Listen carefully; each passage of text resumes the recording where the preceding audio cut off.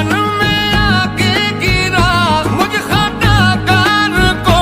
کیسے کیا کر گیا بندہ کرنے لگا رب سے یوں گفتگو۔ اللہ العزیز،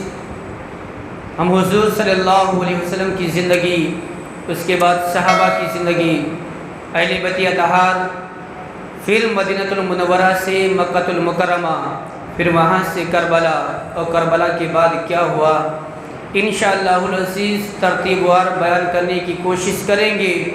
لیکن کہنے اور سننے سے زیادہ مولا ہمیں عمل کی توفیق عطا فرمائے۔ سنتے ہر سال ہیں، لیکن ادھر سے سنتے ہیں ادھر نکل جاتا۔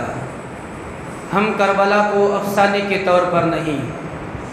کربلا کو رسم و رواج کے طریقے پر نہیں، بلکہ کربلا کو سن کر سمجھنے کی کوشش کریں کہ کربلا کیوں واقع ہوا، اور کربلا کے اندر کن لوگوں کی جانیں راہ خدا میں قربان ہوئیں۔ یقیناً اگر پوری دنیا کے بچوں کو ایک طرف رکھ دیا جائے، نبی کے نواسے کو ایک طرف رکھ دیا جائے، تو نبی کا نواسہ بھاری پڑ جائے گا، لیکن انہوں نے کربلا کی دھرتی پر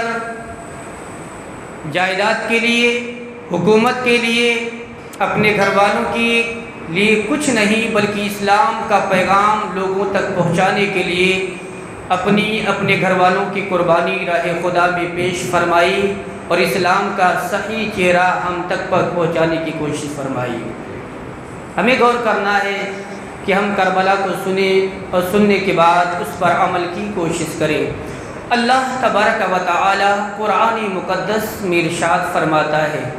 وَلَا تَحْسَبَنَّ الَّذِينَ قُتِلُوا فِي سَبِيلِ اللَّهِ أَمْوَاتًا، جو لوگ میرے راستے میں قتل کیے جائیں، جو لوگ میری راہ میں مارے جائیں، تم انہیں مردہ گمان بھی مت کرو۔ ایک ہوتا ہے کہنا، آدمی زبان سے کہتا ہے، اور ایک ہوتا ہے کہ زبان سے کہتا نہیں لیکن دماغ میں سوچتا ہے، یار ایسا ہو گیا ہوگا، ایسا ہوگا، ایسا ہوگا۔ مولا نے کیا فرمایا، میرے راستے میں جو قتل کیے جائیں، زبان سے تو کہنے کی دور کی بات، اپنے ذہن میں بھی انہیں مردہ گمان مت کرنا۔ بل احیاء عند ربہم یرزقون، بلکہ وہ زندہ ہیں اور اپنے رب کے پاس سے رزق دیے جاتے ہیں۔ اللہ نے انہیں زندگی عطا فرمائی ہے، اور میرا مولا انہیں روزیاں بھی عطا فرماتا ہے۔ اور ایک دوسرے مقام پر اللہ نے فرمایا، وَلَا تَقُولُوا لِمَن يُقْتَلُ فِي سَبِيلِ اللَّهِ أَمْوَاتٌ بَلْ أَحْيَاءٌ وَلَٰكِن لَّا تَشْعُرُونَ، جو لوگ میرے راستے میں قتل کیے جائیں، میرے راستے میں مارے جائیں، انہیں مردہ نہ کہو، اس لیے کہ تمہیں ان کی زندگی کے بارے میں کچھ شعور ہی حاصل نہیں ہے، تمہیں ان کے بارے میں کچھ پتہ نہیں ہے۔ اور یہاں پر اللہ نے سوچنے پر بھی پابندی لگا دی۔ دنیا کے اعتبار سے انسانوں کے مختلف طبقے ہیں، مختلف درجات ہیں، کوئی چوکیدار ہے تو کوئی حوالدار، کوئی انسپکٹر ہے تو کوئی کمشنر، کوئی ایس پی ہے تو کوئی ڈی ایس پی، کوئی سی ایم ہے تو کوئی پی ایم۔ اسی طریقے سے اسلامی اعتبار سے انسانوں کی دو قسمیں ہیں، ایک ہے مسلم، دوسرا ہے کافر۔ کافروں کے بھی بہت سارے طبقے ہیں، لیکن سب سے بدتر طبقہ جو ہے وہ مرتد ہے، جسے جینے کا کوئی حق بھی حاصل نہیں۔ اسی طریقے سے مسلمانوں کے اندر بھی بہت سارے طبقے ہیں، بہت سارے گروہ ہیں، بہت سارے درجات ہیں۔ سب سے اعلیٰ اور افضل مرتبہ مسلمانوں میں اگر کسی کا ہے تو ہم سب کے آقا و مولا جناب محمد رسول اللہ صلی اللہ تعالی علیہ وسلم کا مقام و مرتبہ ہے۔ میرے آقا کے بعد دیگر رسولان اعظام کا مرتبہ ہے، اس کے بعد انبیاء کرام کا مرتبہ ہے، اس کے بعد صدیقین کا مرتبہ ہے، اس کے بعد شہداء کا مرتبہ ہے، اس کے بعد صالحین کا مرتبہ ہے، اس کے بعد مومن متقین کا مرتبہ ہے، اس کے بعد فاسق مومنوں کا درجہ ہے۔ نبی جو ہوتا ہے اللہ جسے اپنے فضل سے چاہتا ہے نبوت سے سرفراز فرماتا ہے۔ کوئی یہ چاہے کہ میں اپنی عبادت سے، میں اپنی بندگی سے، میں رب کی کبریائی بیان کر کے نبوت کا مرتبہ حاصل کر لوں، تو ایسا نہیں ہے، بلکہ اللہ تبارک و تعالیٰ اپنے فضل و کرم سے جسے چاہا اسے نبوت سے سرفراز فرمایا، اور سب سے آخر میں اللہ تعالیٰ نے اپنے پیارے محبوب صلی اللہ تعالیٰ علیہ وسلم کو خاتم النبیین بنا کر دنیا میں مبعوث فرمایا۔ اب رہا صدیقین اور اولیاء کی جماعت، تو انسان اگر محنت کرے، مشقت برداشت کرے تو اللہ کا ولی بن سکتا ہے، صدیقین کے مرتبے کو حاصل کر سکتا ہے، لیکن مشکل ہے۔ لیکن رہا شہادت کا مرتبہ، تو شہادت کا مرتبہ حاصل کرنا بہت آسان بھی ہے اور بہت مشکل بھی ہے۔ مشکل اس معنی کر کے کہ اپنی جان راہ خدا میں قربان کر دینا بہت مشکل ہے، اس لیے کہ ہر انسان کو اپنی جان سے پیار ہے، اپنی جان سے محبت ہے، اپنی جان سے لگاؤ ہے۔ ایسے انسان اپنی جان کہیں جا کر قربان نہیں کر دیتا۔ اور آسان اس معنی کر کے ہے کہ اگر انسان یہ سوچ لے کہ اللہ کی رضا کے لیے میں اسلام کی سربلندی کے لیے میدان کارزار میں جاتا ہوں، دین کے پیغام کو لوگوں تک پہنچاؤں گا، یہاں تک کہ اسلام کے لیے لڑوں گا، اور یہاں تک کہ دشمن کے مقابلے میں گیا، دشمن نے تلوار ماری، سر تن سے جدا ہوا، مولا نے اسے مقام شہادت عطا فرما دیا۔ بہت آسان بھی ہے، بہت مشکل بھی ہے۔ اگر اس کو سمجھنا ہے تو یوں نہ سمجھیں کہ سن 1934 کے اندر عبد القیوم کا واقعہ بہت مشہور ہے، رہنے والا کراچی کا۔ اس وقت پورا ہندوستان ہی کے اندر سب کچھ تھا، کوئی بٹوارا نہ ہوا تھا، یہاں تک کہ اس زمانے کے اندر ایک شخص تھا جس نے رسول اکرم صلی اللہ تعالی علیہ وسلم کی توہین اپنی کتاب میں لکھی تھی، اور اپنی کتاب میں لکھ دیا تھا رنگیلا رسول معاذ اللہ۔ اس نے سرکار دو عالم صلی اللہ علیہ وسلم کے بارے میں لکھا رنگیلا رسول، یہاں تک کہ کراچی کی عدالت کے اندر مقدمہ دائر کیا گیا، کورٹ کے اندر معاملہ چلتا رہا، یہاں تک کہ تاریخ مقرر کی گئی کہ فلاں تاریخ کو فیصلہ کیا جائے گا۔ یہ عبد القیوم نامی جو شخص تھا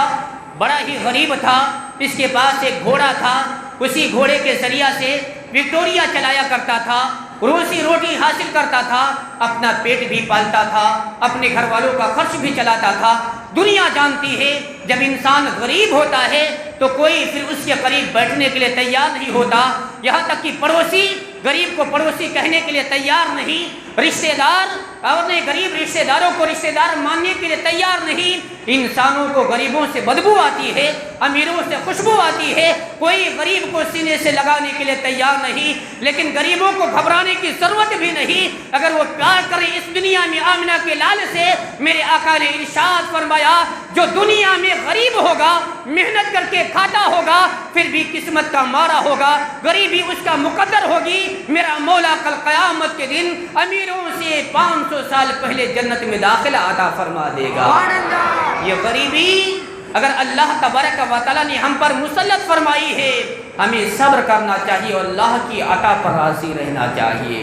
یہاں تک کہ اس کا کام تھا، محنت کرتا تھا، اور یہاں تک کہ محنت کر کے جو پیسہ کماتا تھا اپنا پیٹ اپنے گھر والوں کا پیٹ پالتا تھا، روزانہ صبح نکل جاتا، شام کو واپس آتا۔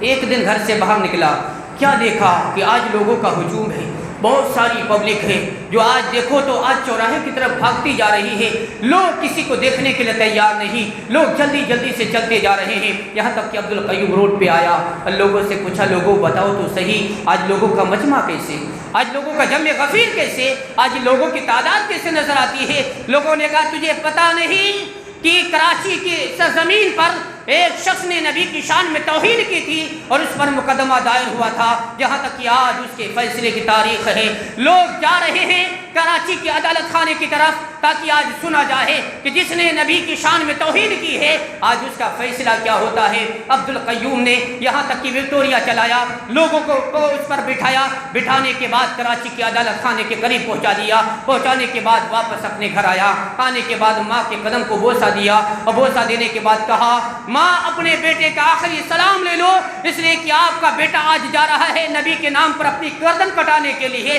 نبی کے نام پر قربان ہو ہونے کے لیے، ماں اگر میں واپس آ گیا تو ٹھیک ہے، ورنہ نبی کے ناموس کے لیے میں آپ کے گھر سے باہر نکل رہا ہوں، آپ میرے لیے دعا کرتے رہنا۔ یہاں تک کہ عبد القیوم نے اپنے ہاتھ میں چھری لی اور لینے کے بعد جب عدالت خانے میں پہنچا، کیا دیکھا؟ لوگوں کا جم غفیر ہے، لوگوں کا جم گھٹا ہے، یہاں تک کہ 2 انگریز جج ہیں جو ادھر ادھر سے بیٹھے ہیں، ایک ہے جو دفتر پلٹ رہا ہے، وہ یہ بتانے کی کوشش کر رہا ہے کہ اسے بچا لیا جائے گا جس نے نبی کے شان میں توہین کی ہے، ایک ہے جو بچانے کی کوشش کر رہا ہے اور دوسرا جو کہہ رہا ہے کہ اس کو سزا دی جائے اس لیے کہ نبی کے شان میں توہین کی ہے۔ وہ شخص تھا یہاں تک کہ اس جم گھٹے میں کھڑا تھا۔ عبد القیوم جب وہاں پر پہنچا، لوگوں کو ہٹاتے ہوئے جب اس روم کے اندر داخل ہوا جہاں پر یہ مقدمہ چل رہا تھا، لوگوں سے پوچھا، لوگوں بتاؤ تو صحیح وہ کون ہے جس نے میرے نبی کے شان میں توہین کی ہے؟ لوگوں نے اشارے سے بتایا، وہ فلاں شخص جو سامنے کھڑا ہے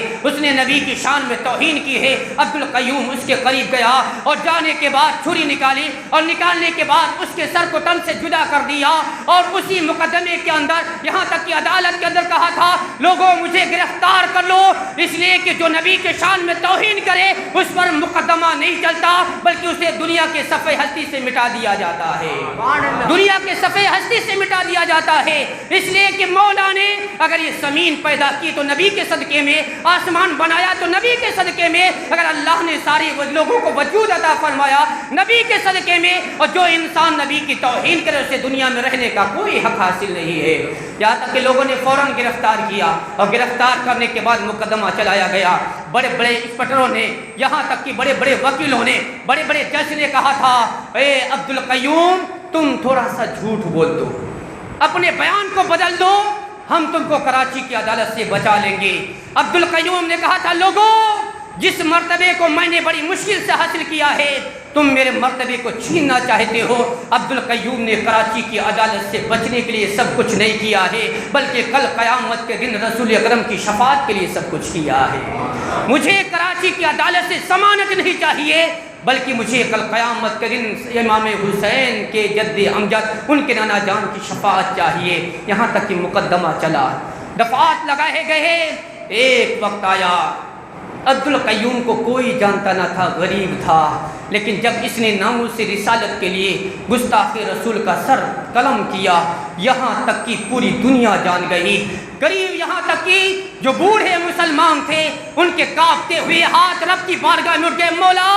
عبد القیوم نے جو کچھ بھی کیا ہے تیری رضا کے لیے کیا ہے، عبد القیوم کی زندگی اور بڑھا دی جائے۔ یہاں تک کہ عورتوں نے اپنے گھروں کے اندر سے، اپنے آنچلوں کے اندر سے دعائیں مانگی تھی، مولا عبد القیوم کو رہائی عطا کی جائے۔ بچوں نے بڑی ہی معصومیت کے ساتھ عبد القیوم کے لیے دعائیں کی تھی، لیکن سب کا دعا ایک طرف، عبد القیوم نے جس تمنا کے لیے کیا تھا، جس مرتبے کے لیے کیا تھا، مولا نے انہیں اس مرتبے سے سرفراز فرمایا۔ ایک تاریخ آئی، عبد القیوم کو یہاں تک کہ پھانسی کے پھندے پر جب لٹکایا جانے والا تھا، جب انہیں ٹنگایا جانے والا تھا، عبد القیوم خوشی خوشی اس پھانسی کے پھندے کی طرف بڑھ رہا تھا۔ جب عبد القیوم کو سزا دی گئی، یہاں تک کہ مرتبہ شہادت کو حاصل کر لیا عبد القیوم نے، تو اس وقت تاریخ گواہ ہے اس زمانے کے اندر 1934 کے اندر، یہاں تک کہ عبد القیوم کا جب جنازہ اٹھا تھا، کراچی کے لوگوں نے دیکھا تھا، جس گلی سے جنازہ گزرتا تھا لوگ تعجب میں پڑ جاتے تھے، آخر عبد القیوم ہے کون جس کے جنازے میں اتنے سارے لوگ ہیں؟ یہاں تک کہ ان کی تعداد بتائی جاتی ہے، اس دور کے اندر عبد القیوم کے جنازے میں 25 لاکھ مسلمانوں میں شرکت فرمائی تھی۔ جس عبد القیوم کو کوئی نہ جانتا تھا لیکن نبی کے نام پر اپنی گردن کو قربان کر دیا، پوری دنیا جان گئی۔ 25 لاکھ تو مسلمان شرکت کر رہے تھے، نہ جانے اللہ نے کتنے فرشتوں کو بھیجا ہوگا کہ جس نے میرے محبوب کے ناموس کے خاطر، جنہوں نے آج اپنی گردن یہاں تک کہ اپنی جان جان آفری کے حوالے کر دی ہے۔ جب عبد القیوم کا جنازہ نکلا، یہاں تک کہ لوگ رو رو کر دعائیں مانگتے تھے، مولا اس نے جو کچھ کیا ہے تیرے محبوب کی رضا کے لیے کیا ہے۔ جب 25 لاکھ مسلمانوں نے ان کے جنازے میں شرکت کی، جب محرم الحرام کا مہینہ آتا ہے، جہاں پوری دنیا کے اندر امام حسین کا ذکر ہوتا ہے، وہیں عبد القیوم کا بھی تذکرہ کیا جاتا ہے۔ جب نبی کے نام پر قربان ہونے والا عبد القیوم پوری دنیا کے مسلمانوں کے دلوں کی دھڑکن بن گیا، تو وہ امام حسین جو اپنا پورا گھر لے کر، اپنے آوان و انصار کو لے کر کربلا کی دھرتی پر کسی اور چیز کے لیے نہیں بلکہ اسی دین کو بچانے کے لیے پہنچے تھے۔ جب آج یہ مہینہ آتا ہے پوری دنیا میں ان کے ماننے والے ان کے نام سے اپنی حیثیت کے مطابق خراج پیش کرتے ہیں، لیکن کچھ لوگوں کو تکلیف ہوتی ہے کہ تم لوگ دولتیں وہاں کیوں لٹاتے ہو، وہاں کیوں خرچ کرتے ہو؟ تمہیں پتہ نہیں ہمیں دولت بھی ملا ہے تو انہی کے قدموں کی برکت سے ملا ہے، ہمیں زندگی بھی ملی تو ان کے قدموں کی برکت سے ملی ہے۔ یہاں تک کہ علماء کرام کتابوں میں فرماتے لوگوں آج اگر ہماری زندگیوں کے اندر خوشحالی نظر آ رہی ہے تو تمہارے شہر کے اندر اگر کوئی اللہ کا ولی سویا ہوا ہے تو اس کے قدموں کی برکت سے آ رہی ہے، اس لیے کہ اگر اللہ کے ولی روئے زمین پر نہ ہوتے تو آج ہم زمین پر رہنے کے قابل نہ تھے، لیکن جب اللہ تعالیٰ عذاب دینا چاہتا ہے تو یہ اللہ کے محبوب بندے بیچ میں پردہ بن جاتے ہیں اور اللہ تعالیٰ پھر ہمارے گناہوں کو نہیں دیکھتا، اپنے محبوبوں کے صدقے توسل سے ہمیں بھی عافیت عطا فرماتا ہے۔ لوگوں شہید جو ہوتے ہیں ان کے مرتبے بڑے ہوتے ہیں۔ شہید کی 3 قسمیں ہوتی ہیں، ایک ہے شہید حقیقی، دوسرا ہے شہید فقہی، تیسرا ہے شہید حکمی۔ شہید حقیقی اسے کہتے ہیں جو اسلام کی سربلندی کے لیے میدانی کارزار میں گیا، لڑتا رہا یہاں تک کہ اپنی جان افری کے حوالے کر دی، قتل ہو گیا، شہید ہو گیا، یہ شہید حقیقی کہلاتا ہے۔ آج آپ نے دیکھا ہوگا ہماری مسلمانوں کی لاعلمی اور جہالت ہے کہ جب کوئی انسان کہیں پر مر جاتا ہے، کوئی بارڈر پر ہو یا کسی اور جگہ پر، تو بڑا سا بینر لگایا جاتا ہے نا کہ فلاں شہید ہو گیا، اور ہمارے مسلمان بھی کہتے ہیں نا کہ فلاں شہید ہو گیا۔ شہادت کے لیے ایمان شرط ہے، اگر کوئی مومن نہیں تو وہ شہید نہیں کہلائے گا۔ دنیا بھلے لاکھ کہے لیکن ہم تو مسلمان ہیں۔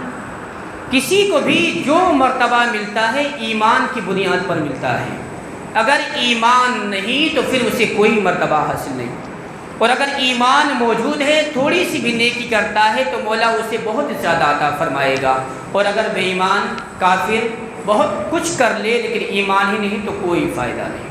ہاں اگر دنیا میں اچھا کرے گا تو دنیا ہی میں اس کا بدلہ دے دیا جائے گا، آخرت میں کوئی حصہ نہیں۔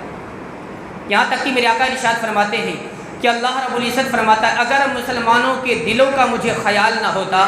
تو میں کافروں کے گھروں کی سیڑھیاں سونے اور چاندی کا کر دیتا،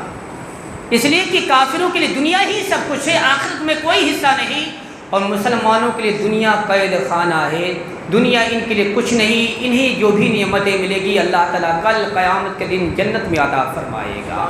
اس لیے کہ مسلمانوں کو جو کچھ بھی ملے گا جنت میں، اس لیے کہا گیا مردوں کو کہ دنیا کے اندر زینت مت اختیار کرو، اس لیے کہ زینت تو تمہیں جنت کے اندر ملے گا۔ اس لیے ہماری شریعت کا حکم ہے کہ ایک مرد صرف چاندی کی ایک انگوٹھی پہن سکتا ہے، وہ بھی 4.5 ماشا سے کم ہو، اس کے علاوہ کوئی اور چیز نہیں۔ لوہا، لکڑ، تانبا، پیتل کوئی بھی چیز اسلام میں جائز نہیں۔ ایک چاندی کی انگوٹھی، ایک ہی نگ والی جو 4.5 ماشا سے کم ہو، اس کے علاوہ کوئی بھی جائز نہیں۔ اگر کوئی کرتا ہے تو یہ خود اس کی جہالت، اس کی گمراہی، اس کی یہ جہالت ہے۔ شریعت کا حکم یہ ہے کہ کوئی چیز جائز نہیں۔ بہت سارے لوگ اگر کسی کو کوئی بیماری ہو جائے تو لوکھڑ کی انگوٹھی پہن لیتے ہیں اور کہتے ہیں کہ اس سے فائدہ ہو جاتا ہے، نہیں، یہ جہالت ہے۔ میرے آقا فرماتے ہیں حرام چیزوں میں شفا نہیں ہوتی۔ میں نے کل بھی بتایا تھا نا شیطان کس طریقے سے لوگوں کو ورگلا دیتا ہے، اس میں بھی شیطان ورگلا دیتا ہے۔ جب کبھی وقت آئے گا تو میں اسی حوالے سے بات کروں گا کہ کہاں کہاں لوگوں کو پھنسا دیتا ہے۔ ہمیں وہی کام کرنا چاہیے جس کا شریعت ہمیں حکم دیتی ہے، اور اسی میں ہمارے لیے فائدہ بھی ہے۔ تو شہید حقیقی وہ ہے جو اللہ کی راہ میں لڑتا لڑتا شہید ہو جائے۔ شہید فقہی اسے کہتے ہیں جس پر ظلماً جو قتل کیا گیا ہو، یہاں تک کہ اس پر ایک نماز کا وقت بھی نہ گزرا ہو، اور وہ غسل کی حالت میں اس کے اوپر غسل بھی فرض نہ ہو، وہ جنبی بھی نہ ہو، یہاں تک کہ اس کے اوپر ایک نماز کا ٹائم بھی نہ گزرا، اس سے پہلے وہ انتقال کر گیا، وہ شہید فقہی کہلائے گا۔ اور اگر کوئی جنبی تھا یعنی ناپاک تھا، اس کے اوپر غسل فرض تھا تو شہید فقہی نہیں کہلائے گا۔ یعنی اس کا مطلب یہ ہے کہ اس کو غسل دیا جائے گا، بغیر غسل کے دفن نہیں کیا جائے گا۔ اور شہید حقیقی جو ہوتا ہے اسے غسل دینے کی ضرورت نہیں، بلکہ اسے اسی لت پت خون کے اندر اسے ویسے ہی دفن کر دیا جاتا ہے۔ اور ایک ہے شہید حکمی۔ شہید حکمی کی بہت ساری قسمیں بیان کی گئی، اگر ہم بھی اس پر عمل کر لیں تو میرا مولا ضرور اس کی بارگاہ سے ہمیں امید ہے کہ اللہ ہمیں بھی شہادت کا مرتبہ عطا فرمائے گا۔ میرے آقا ارشاد فرماتے ہیں کہ جو مسلمان اللہ کی رضا کے لیے، رب کی خوشنودی کے لیے اذان دیتا ہے بغیر معاوضے کے، بغیر پیسے کے، جو اللہ کی رضا کے لیے اذان دیتا ہے، جب وہ مر جائے گا میرا مولا اسے مقام شہادت عطا فرمائے گا۔ سبحان اللہ۔ میرے آقا ارشاد فرماتے ہیں جو انسان روزانہ وضو کر کے باوضو رات کو سو جاتا ہے، اگر وہ اسی رات میں مر جائے گا میرا مولا اسے مقام شہادت عطا فرمائے گا۔ یہ کوئی مشکل کام نہیں، بہت آسان ہے، ہم کرنے کی کوشش کریں۔ میرے آقا نے ارشاد فرمایا کوئی عورت پیٹ سے تھی، بچے کا جنم ہونے والا تھا، یہاں تک کہ بچے کی پیدائش کے موقع پر عورت کا انتقال ہو گیا، میرا مولا اس عورت کو مقامی شہادت عطا فرمائے گا، شہادت کا ثواب عطا فرمائے گا۔ یہ کوئی معمولی چیز نہیں۔ کوئی انسان دریا میں گیا اور ڈوب گیا، اللہ اسے بھی شہادت کا مقام عطا فرمائے گا، لیکن جان بوجھ کر نہیں۔ کوئی اگر جا کر خودکشی کر لی، اسی چھلانگ لگا کر مر جائے تو پھر اس کے لیے تو بہت سخت وعید آئی ہے۔ کوئی شخص ہے یہاں تک کہ گھر میں بیٹھا تھا، دیواریں گری، چھت گرا، انسان مر گیا، میرا مولا اسے شہادت کا مرتبہ عطا فرمائے گا۔ یہاں تک کہ اگر کوئی انسان اسی طریقے سے روزانہ سورہ یاسین کی تلاوت کرتا ہے اور کرنے کے بعد رات کو سو جاتا ہے، میرا مولا اسے شہادت کا مرتبہ عطا فرمائے گا۔ بہت ساری صورتیں، بہت ساری آشائشیں ہمارے لیے بیان کی گئی، لیکن ہم کرتے نہیں، اس لیے کہ جو انسان باوضو اگر سوئے گا تو پھر ٹی وی کون دیکھے گا؟ وضو کر کے ٹی وی تو نہیں دیکھے گا۔ لیکن ہماری یہ ٹی وی ہمیں جہنم کے راستے پر لا کر ٹی وی نے کھڑا کر دیا ہے۔ یہ ہمارے گھر کے اینٹینے ہمیں جہنم میں لے جانے کے سبب ہیں۔ مسلمانوں ٹی وی سے لگاؤ نہیں، اللہ کے پاکیزہ کلام سے لگاؤ، اللہ کے پاکیزہ کلام کو اٹھاؤ۔ ماہ محرم الحرام شریف کا مہینہ آ گیا، یہ پہلی شب آ گئی، آج یہ پہلی شب کا یہ پیغام ہے۔ میرے امام نے خیمے کے اندر، میدان کارزار کے اندر تپتی ہوئی ریت کے اوپر قرآن پڑھا تھا اور امام کو قتل کر دیا گیا۔ میرے امام نے نیزے پر قرآن پڑھا تھا۔ مسلمانوں تم بھی بیدار ہو جاؤ، اگر تمہیں قرآن پڑھنے آتا ہے اپنے گھروں میں قرآن پڑھو، مسجدوں میں قرآن پڑھو، اور اگر نہیں پڑھنے آتا آج ہی عہد کر لو، انشاءاللہ العزیز آج سے ہم عہد کریں گے قرآن نہیں آتا ہے انشاءاللہ قرآن سیکھیں گے، آئندہ سال جب محرم کا مہینہ آئے گا ہم بھی قرآن کی تلاوت کرتے ہوئے نظر آئیں گے۔ محرم کا پیغام یہ نہیں کہ محرم آ جائے بس سبیلے صرف لگا دی جائے، محرم آ جائے اور اس کے بعد نئے کپڑے پہن کر نکل جایا جائے۔ محرم کا پیغام یہ ہے کہ تم شریعت کے پاسدار بن جاؤ، نبی کے وفادار بن جاؤ، آ جاؤ شریعت کے وصول پر، آ جاؤ شریعت کے قانون پر، اور جب شریعت کے وصول پر چلو گے، شریعت کے قانون پر چلو گے، جب قرآن کی تلاوت کرو گے، پھر وہ دور آئے گا کوئی تمہارا ساتھ دے نہ دے، لیکن جب تمہیں مصیبت آئے گی میرے مولا کی رحمتیں تمہارے ساتھ ضرور کام آئیں گی۔ قرآن یہاں تک کہ میدان کربلا میں بھی نہیں چھوٹا تھا، نیزے پر بھی میرے امام نے قرآن کی تلاوت کی تھی۔ ہم ان کے غلام ہو کر قرآن کیوں نہیں پڑھتے، قرآن کی تلاوت کیوں نہیں کرتے؟ آج قرآن تو ہمارے گھروں سے بھی نکل گیا، قرآن ہمارے دل سے بھی نکلا، یہاں تک کہ قرآن سب نکل گیا، بلکہ اگر قرآن کسی کے گھر میں بھی ہے تو لوگ قرآن پڑھنے کی کوششیں نہیں کرتے۔ آج بہت آسانیاں ہیں قرآن سیکھنے کی، پھر بھی لوگ کوشش نہیں کرتے۔ کاش کہ تھوڑے دن اگر محنت کر لیں تو قرآن پڑھنا آ جائے گا۔ میں کہتا ہوں بہت کچھ نہیں آتا، سورہ فاتحہ آتا ہے، مسجدوں میں وقت سے پہلے آ جاؤ، آنے کے بعد وضو کر کے مسجدوں میں بیٹھ جاؤ، بیٹھنے کے بعد سورہ فاتحہ کی تلاوت کرو، مولا دیکھو کتنا ثواب عطا فرماتا ہے۔ سورہ فاتحہ جس کے کئی نام ہیں، اسی سورہ فاتحہ کا نام ایک نام سورۃ الشفا ہے۔ میرے آقا ارشاد فرماتے ہیں تمہیں کوئی بیماری گھیر لے، کوئی مصیبت آ جائے، کوئی پریشانی آ جائے، پڑھو سورہ فاتحہ اور پڑھنے کے بعد دم کر دو، میرا مولا اس کی برکت سے بیماریوں کو دور عطا فرما دے گا۔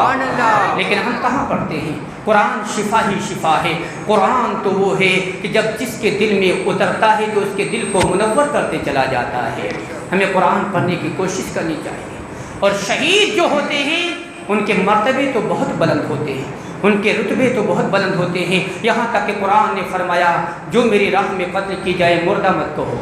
تمہیں ان کی زندگی کا شعور نہیں۔ دوسرے مقام پر فرمایا جو میری راہ میں قتل کیے جائیں انہیں مردہ گمان بھی مت کرو، اس لیے کہ وہ اپنے رب کے پاس زندہ ہیں، انہیں روزی دی جاتی ہے۔ اور حدیث پاک کے اندر آیا ہے جب بندہ راہ خدا میں لڑتے لڑتے شہید ہو جاتا ہے، جیسے وہ شہید ہوتا ہے اپنے مولا کا دیدار کر لیتا ہے۔ مولا کا دیدار، شہید اپنے مولا کا دیدار کرتا ہے۔ لیکن لوگ سوچتے ہیں یار شہادت کوئی آسان چیز ہے؟ بندہ چاہتا ہے میدان کارزان میں ہاتھ کٹتے ہیں، پاؤں کٹتے ہیں، گردنیں کٹتی ہیں، یہاں تک کہ نیزے لگتے ہیں، بھالے لگتے ہیں، یہاں تک کہ انسان چیختا ہے، چلاتا ہے، کتنی تکلیف ہوتی ہوگی۔ لیکن میرے آقا ارشاد فرماتے ہیں شہید کو کوئی تکلیف نہیں ہوتی، شہید کو کوئی تکلیف نہیں ہوتی۔ میرے آقا ارشاد فرماتے ہیں شہید جب قتل کیا جاتا ہے اسے اتنی تکلیف ہوتی ہے جتنی کہ ایک کیڑی کسی کو کاٹ لے تو اتنی تکلیف ہوتی ہے، اس کے علاوہ نہیں ہوتی۔ تو پھر لوگ اگر اپنا دماغ لگائے کہ ہر تلوار چلائی جائے اور اس کے بعد اس کو کاٹا جائے، اگر ہماری تھوڑی سی انگلی کٹ جائے تو ہم تو چیخ اٹھتے ہیں، ہم تو چلا اٹھتے ہیں، تو آخر شہید کی گردن کاٹی جاتی، ہاتھ کاٹے جاتے، پیر کاٹے جاتے تو اس کو تکلیف کیوں نہیں ہوتی؟ اس کا بھی حوالہ قرآن میں موجود ہے۔ جب حضرت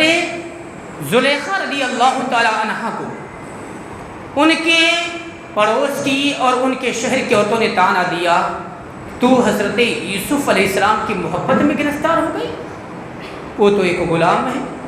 اور ان کی غلامی مشہور ہے، ان کی محبت میں تو گرفتار ہو گئی، تیرا تو نام ہے، تیرے چرچے ہیں۔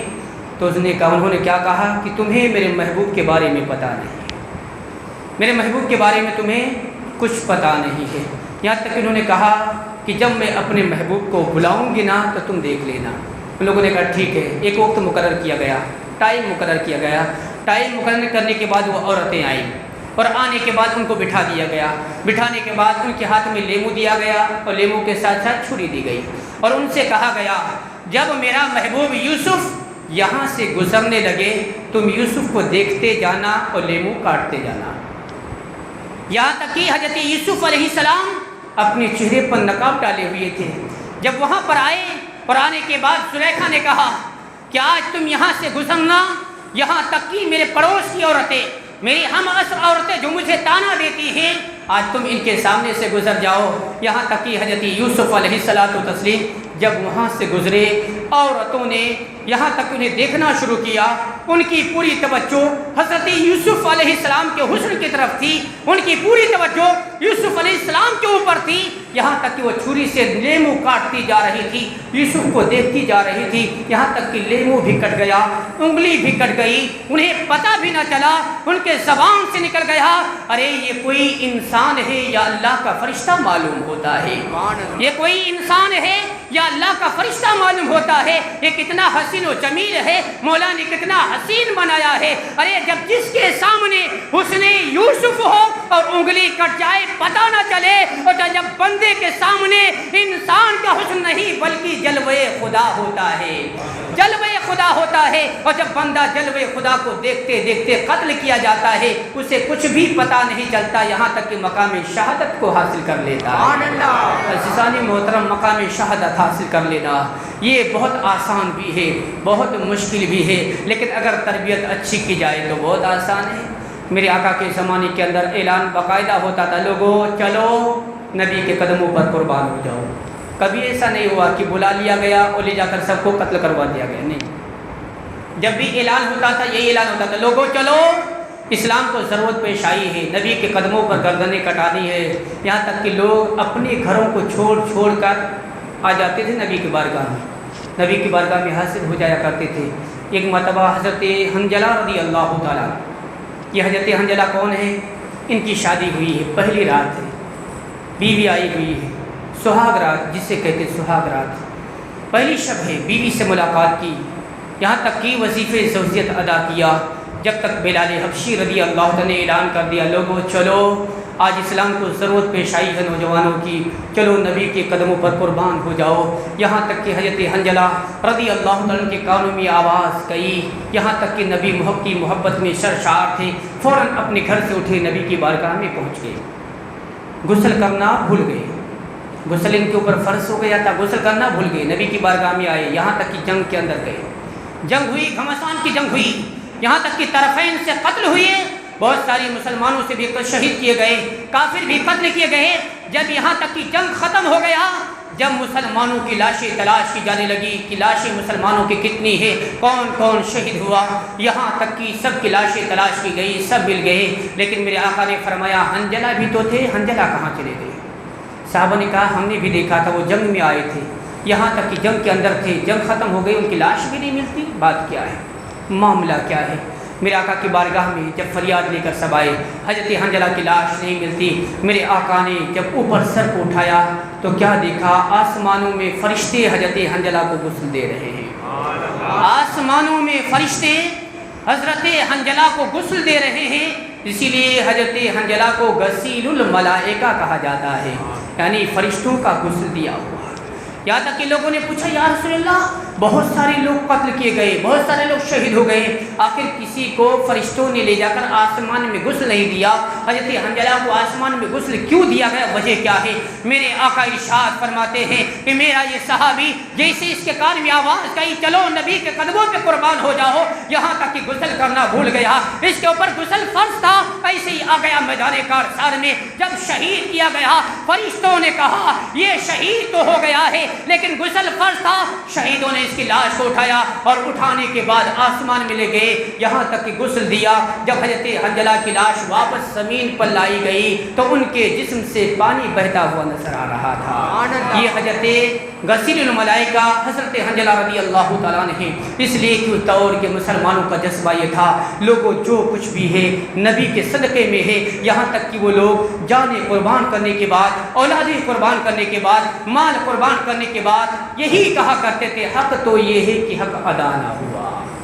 اس لیے کہ جو کچھ بھی ہے نبی کے صدقے میں ہے، اور یقیناً نبی کی محبت میں، نبی کی پیار میں اگر ہم دنیا سے یوں ہی چلے گئے ہماری دنیا بھی کامیاب ہوگی، ہماری آخرت بھی کامیاب ہوگی۔ اللہ تبارک و تعالی ہم سبوں کو کہنے اور سننے سے زیادہ عمل کی توفیق عطا فرمائے۔ آپ لوگوں سے یہی التماس ہے کہ ماہ محرم الحرام شریف کی پہلی شب ہے، کم سے کم جتنے لوگ آئے اللہ نے توفیق عطا فرمائی۔ امام حسین رضی اللہ تعالیٰ عنہ کی پاکیزہ محفل ہے،